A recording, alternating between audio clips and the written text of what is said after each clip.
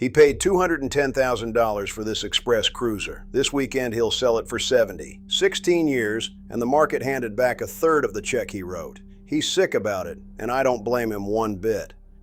But look past him a second. Standing right behind that seller, close enough to lay a hand on the transom, is the best buy on this whole dock.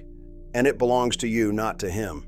Here's what nobody on that dock will explain to the fella walking up with cash. That boat didn't shed $140,000 because it fell apart. The hull is sound. The engines run. Half the systems aboard her are newer than the ones on the boat in the next slip. She lost that money for two reasons, and neither one is a crack in the fiberglass. She got old enough to scare the bank. And she wears a pair of thirsty gas engines that make a first-timer flinch at the fuel dock. That is the whole crime. The new boat salesman 2 marinas over is never going to send you here. He can't afford to. There's no commission in a 16-year-old cruiser with somebody else's name on the title. He wants you on his showroom floor, initialing a payment plan on the shiny one, the one that'll do to you exactly what this dock just did to that poor man. Take a third of your money in the first few seasons, and never once say it's sorry. Every boat you're about to see already took that hit. Somebody else took it for you. So today I'm walking you down a row of express cruisers that lost half their value or better, and showing you boat by boat why every one of those markdowns is bigger than the boat's actual wear. 6 of them. Cheapest and most beat up first, the best buy saved for the end. Stay to the finish, because the one I'd write my own check for is sitting at number 1, and it's the boat that got robbed hardest of the lot.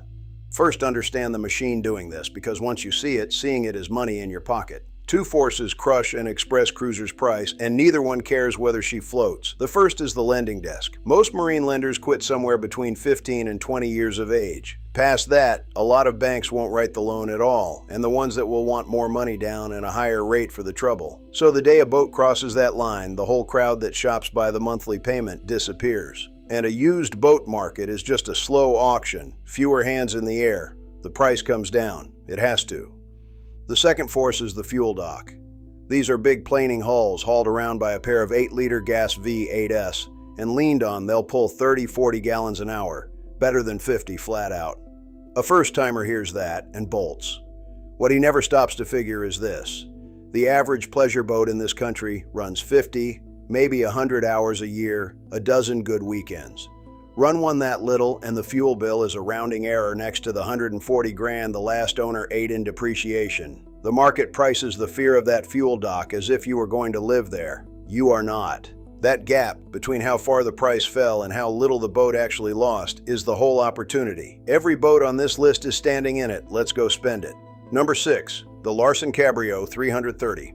33 feet of family cruiser out of the late 1990s into the 2000s, and tied to the dock she still shows well. Good beam, real standing headroom. A cabin bigger than a 33-footer has any business holding. The buyer sees a lot of space for short money. What he doesn't see is the badge. Larson built the Cabrio until around 2009, and then the brand got sold and sold again, and the company that finally ended up holding it walked out of the boat business altogether. Nobody's standing behind that hull anymore. That is exactly why she's cheap. A boat that cost well over $100,000 new, and you'll find a clean one today down in the 40s. The hull under her is honest solid fiberglass on fiberglass stringers, and the twin gas stern drives are common Volvo and Mercruiser lumps you can get parts for anywhere. So the boat's fine. The dead nameplate is the discount. Just walk in clear-eyed. With an orphan brand, you buy the best-kept one you can find. You check the transom and the drive bellows close, and you never plan on the factory bailing you out because there is no factory. Buy her right, she's a lot of cruiser for Camry money. Buy her wrong, the badge quits doing you favors. A sound hull with a dead nameplate. The nameplate's the only thing that actually died. Number 5, the Wellcraft 3700 Martinique, and now we're stepping up in boat. 37 feet, a deep V-hull with genuine offshore blood in the lines, and the part I like most is this. Twin gas inboards mounted down low, turning straight shafts, not stern drives hung off the transom, no outdrive bellows to rot through, no drives to rebuild at $5,000 a corner. Wellcraft shut down its cruiser line years back. The brand's still alive, but it builds center consoles now, so the Martinique is an orphaned model living under a roof that's still standing. Parts you can get, nobody bidding against you. These stickered north of 180,000 new. You'll find a solid one now in the low to mid 60s.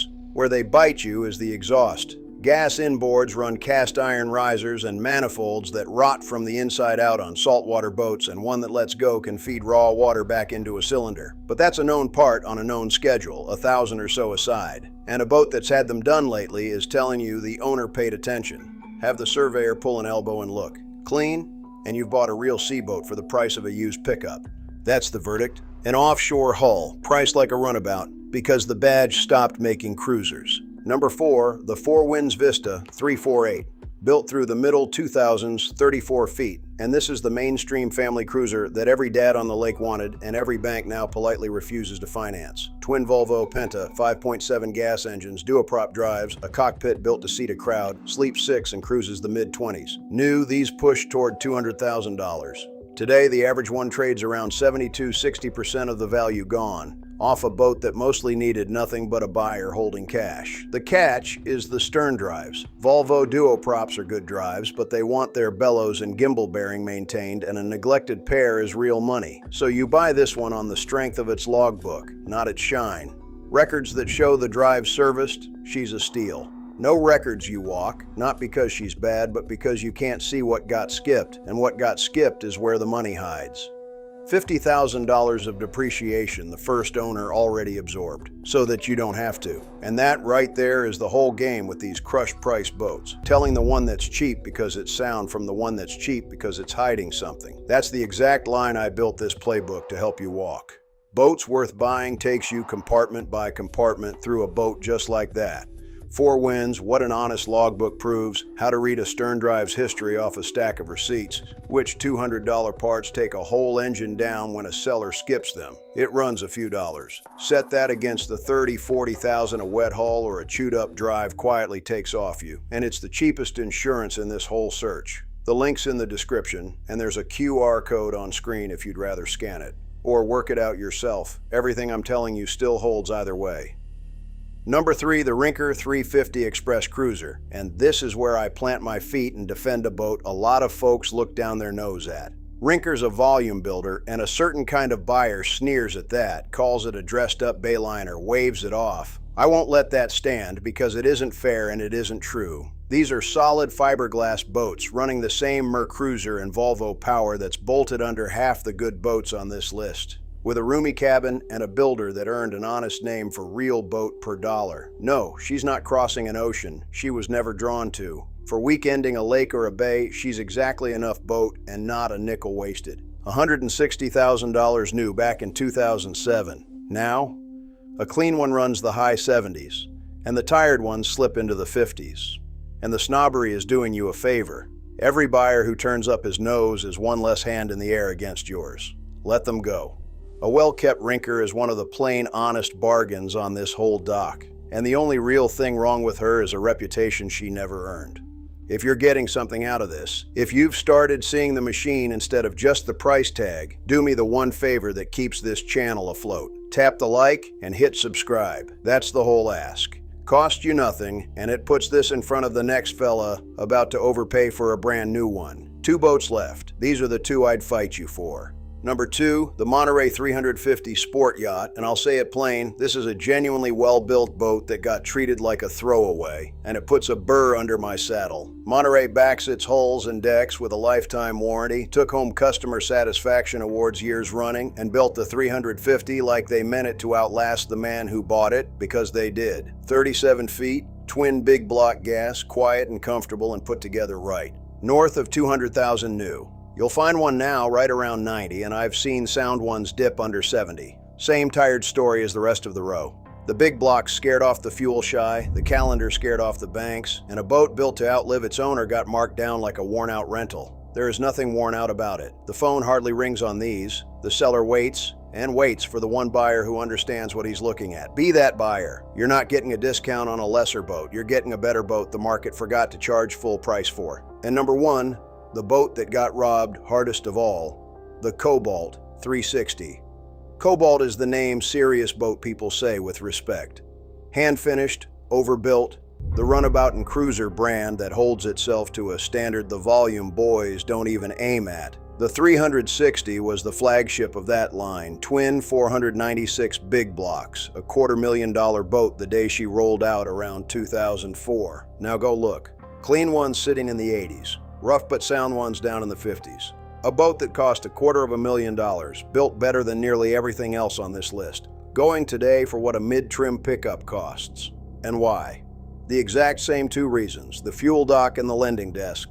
That don't care one bit how well the thing was built. The market can't tell a Cobalt from a bargain bin hull once they're both 20 years old and both drinking premium. So it prices them the same and walks away. That is not a boat that lost half its value. That is a boat the market marked down for a fuel dock you'll visit a dozen times a year. Find the best kept 360 out there, run her those dozen weekends, and you'll own the finest boat on the dock for the price of the sorriest. So what would I do with my own money? Two of these. I'd take the Cobalt 360 in a heartbeat the day I found a cared for one, best built hull on the row, priced like it isn't. And for the man who wants simple over showy, that Wellcraft, shafts under the floor, no drives to fuss, a real hull for used truck money. Both are somebody else's $150,000 heartbreak, wearing a price that forgot the boat underneath. That seller on the dock isn't getting his break, but you were never the seller. Go be the man standing behind him and buy the boat the market got too scared to keep.